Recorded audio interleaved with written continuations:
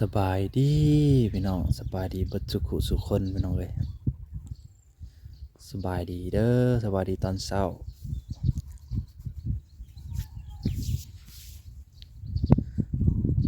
หนาวคือเก่าพี่น้องเลย อากาศหนาวคือเก่า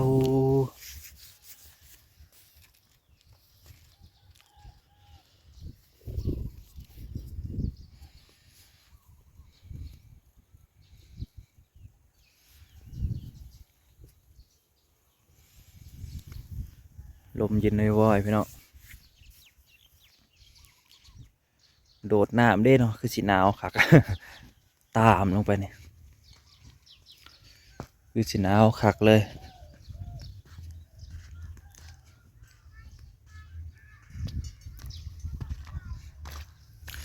ทเวนขึ้นแล้วล่ะพี่น้องเอ้ยบอกความหนาวยังเบิดทันเช้าหนาววันที่23หมดเลยพี่น้องสิเบิดความหนาว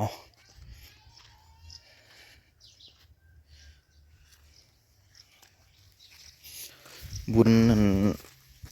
บุญน้ำปะเถาไม่เถาใกล้สิใกล้เข้ามาแล้วพี่น้องเลยละจะไปเตรียมงานซอยเพิ่นกับวันที่25 26ก็แหละ26 27ก็แหละเพราะว่าตอนนี้ก็ยังลายมืออยู่อีโป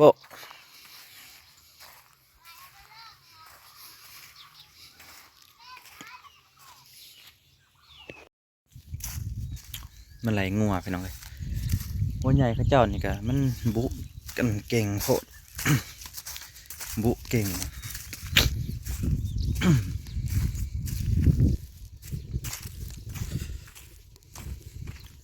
มันนี่ก็มีแนวมาถามเนาะสำหรับผู้ได้ที่ผู้เกี่ยวกับยาหรือว่าเป็นทันหมอบอเป็นแพทย์บอนะก็เลยอยากมาถามยาที่แบบว่าเกี่ยวกับโรคประสาทหรือว่าสมองประมาณนี้ได้แบบว่าเครียดนักๆเลยเครียดแบบว่าคิดเรื่องนักๆเลยกะแต่งเป็นเรื่องไปเลยนะแบบว่าเอิ้นว่าโรคยังโรคจิตเวชบอกว่าเครียดร้ายเลยกะลายนะมันมียาตัวใดรักษาบอกเครียดร้ายๆเลยกะคิดเป็นเรื่องเป็นราวไปเลยประมาณผู้ใดที่เคยกินหรือว่าเคยเป็นก็ลองคอมเมนต์บอกในเด้อว่ามันมียาชนิดใดที่แบบว่ากินเลยเหตุให้อาการดีขึ้นนะหรือแบบว่าอาการเครียดมันก็บรรเทาลงประมาณนี้นะก็แบบจักจีไปถามไปเนาะแต่ว่าบ่เห็นเฮาเด้อเฮาบ่ได้เป็นแค่สอบถามเบิ่งว่ามันมีบ่นะคันมีก็คอมเมนต์บอกเฮาเนี่ยก็เห็นหลายๆคนเขาเจ้าก็เป็นแบบนี้แหละโรคอันนี้มันก็เป็นโรคแบบเครียดสะสมเนาะโรคเครียดสะสมเลยเหตุให้มโนไปเลยปะนี้โรคเครียดสะสมผู้ใดที่ให้ข้อมูลเท่าใดก็ให้ข้อมูลเท่าในเด้อเกี่ยวกับตัวยารักษาโรคแบบนี้นะสำหรับเฮาบ่ฮู้จักหยังเลยบ่ฮู้จักหยังสักอย่างเลยผู้ใดได้มาเบิ่งคลิปนี้ก็ให้ข้อมูลเท่าแน่คอมเมนต์มาแน่ว่าหรือผู้ใดที่เคยกินแล้วมันหายนะแบบคือเขาว่าล่ะเครียดหลายคิดนักเครียดร้ายเลยกะเป็นเรื่องเป็นเล่าวคิดเป็นเรื่องเป็นเล่าวไปเลยปั้นแต่งนี่ง่ายนะคิดย่านคิดยังไป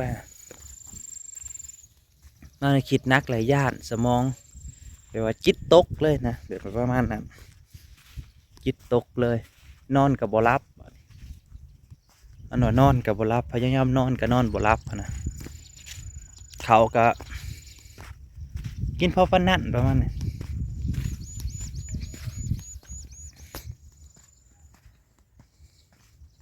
ผู้ใดให้ความหูก็คอมเมนต์บอกหน่อยพี่น้องเว้ย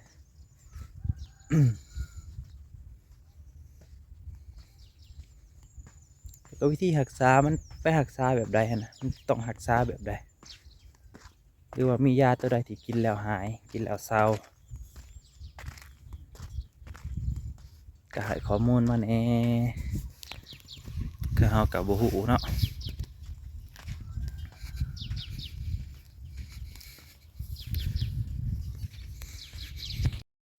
ปล่อยงัวยามเช้าพี่น้องเอ้ย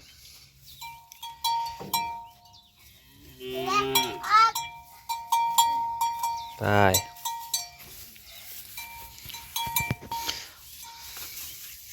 ปุยปุยปุยอย่าไปหยอกงัวอยากวัวทุกปุ้ย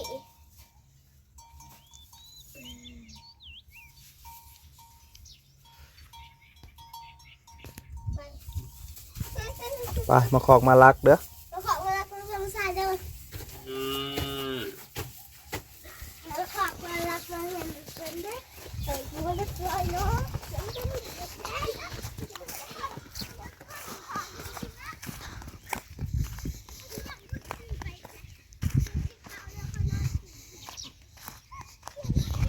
ตะเวนก็ขึ้นฮะวันนี้อะไรพี่น้องเอ้ย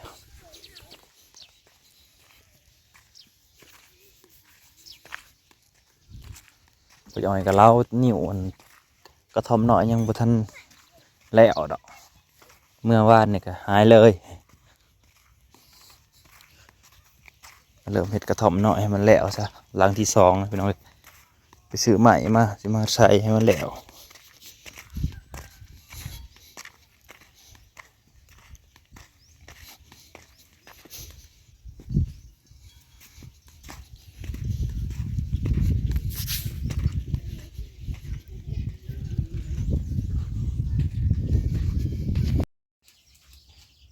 ทางนี้ก็ต้มกระโพดไก่อัน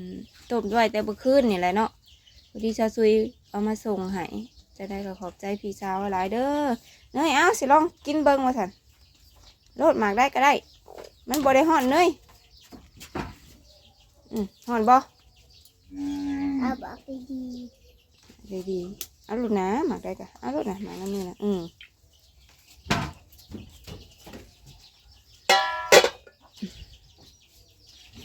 มัดพงงามมือนี่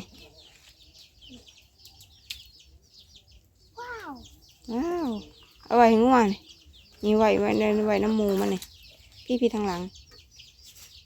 เดี๋ยวจะหาถุงมาใส่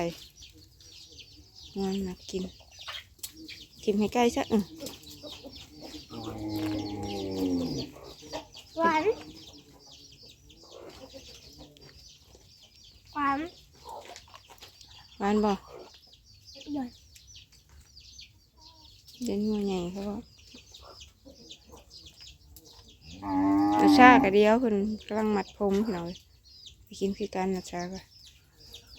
โอ้น้องเนยมัดผมงามปีนมาดูทางหลังนะงามแล้ว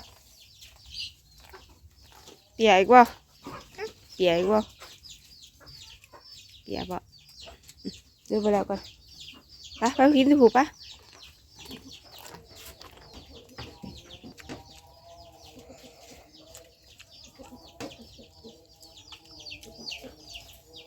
หวานชิมดูชาเอ้ยแล้วบ่มาเอากระโพดเด้อซุกอยู่นี่ซุกนี่มันอ่อน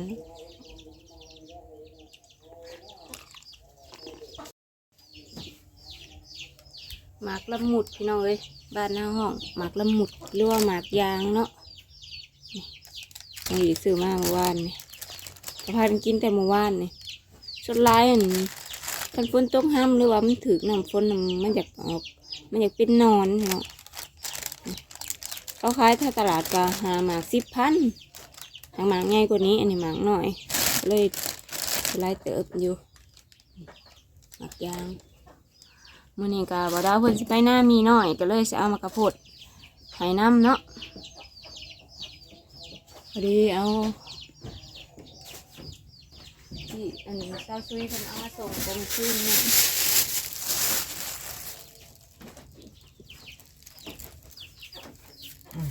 กระโพดพี่น้องเอ้ยต้มเมื่อวันกินจักหน่อยต้มเลยแต่เมื่อคืนนี้เอาไว้เห็ดห่อกาบนะจักสีหน่อยก็ได้ เอากระเจียนเอาใหายายดงดีดน้ำเด้พี่น้องเลยให้ยายดงดีดน้ำแล้วก็เฮ็ดห่อกากสู่ครอบครัวกินน้ำ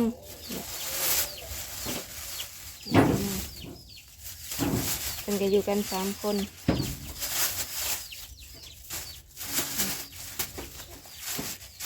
ข้าวโพดน้อย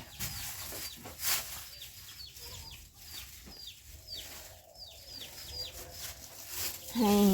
ยาเถาอันแค่มันหน้าปูมดนะเรามดเราอยู่กัน2 เถายายตานั่นก็อยู่กัน2 คนอัน กับลูกพ่อกับลูก แม่นผู้เฒ่าพี่น้องเอ้ยมันก็แบ่งกันกินเลยให้กัน ถามหน่อยโอเค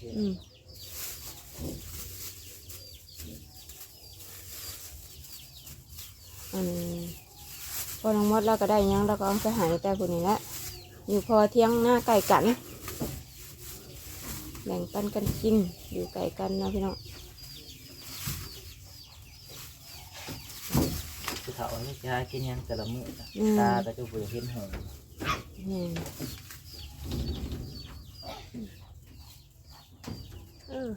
เนยซักพร้อมเดินทางเอารถมาได้ก็ได้ซักเอารถแต่กระซ้ำเนี่ยมันยังหอนเอาคิดไหวมาเลยอุ่นเดี๋ยวทำเวลาหน่อยตื่นมาอยากมื้อนี้ก็สีครึมๆพี่น้องแต่ว่าอากาศก็บ่ได้หนาวปานใดเนาะน้องเนยมื้อนี้บ่มีลมก็เลยเบิ่งคือบ่หนาวว่าเลยเธอมีหน่อยอยากกินนั่นหมากกันเราเก็บไปให้เพิ่นก็2-3 หน่วยให้มีหน่อยนั่นมันนั่นที่มันเรือนี่มันยังบ่สุกมันแข็งบันกันกินในเฮือนในเพียงเก็บภาพบรรยากาศได้เพียงสมิเด้อขอบคุณหลายๆที่มาเบิ่งมาชมจ้าน้องน้อยบักกระโพดจะได้อ๋อหรือว่าไก่เอาหลักไปกิน